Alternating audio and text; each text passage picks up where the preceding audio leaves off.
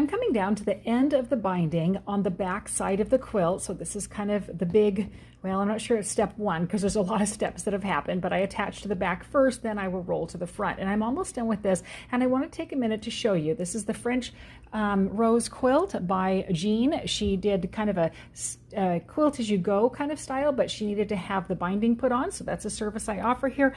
I have a passion for beautiful binding. She wanted kind of a scrappy binding with all the various fabrics in the roses, so it is going to be beautiful. So I'm down to the end. I only have one hand to work with. Let's see if I can show you what's happening here, how I connect this.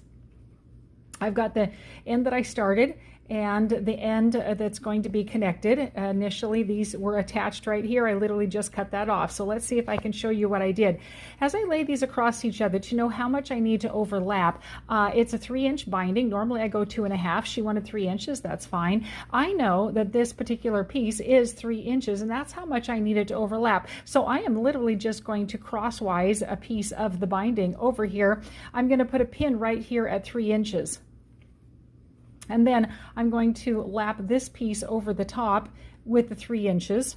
Again, this was hanging off of the end of it, and mark it up where that pin is right there, and that lets me know exactly how much I need to clip off. There it went. Now I know these overlap by exactly the distance I need, which is 3 inches, because that is how wide the binding was. Now I'm going to get ready to attach these two pieces at the diagonal.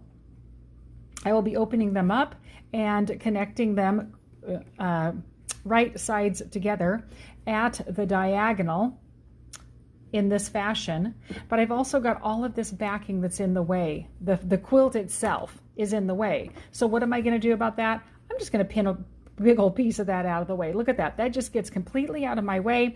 And now when I'm ready to attach these two pieces of the binding together, I don't have all of that quilt taking up so much space and giving me too much tension.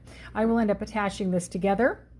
Before I trim off the triangle that's going to be right here, I will take out this pin and I will stretch and make sure that 1, I have attached it the correct way, and 2, that I don't have it too big or too small, because now is the time to fix that before I clip off that triangle and any other trimming that's going to happen. So that will happen next. Once that has been taken place and I know that it fits in there perfectly, of course, this pin is gone at that point. I have all of that distance to work with. At that point, I will end up stitching it down here. Then we'll get ready to turn the quilt over and bring it to the front and do the stitching up there. And I have plenty of tips to share on that side as well.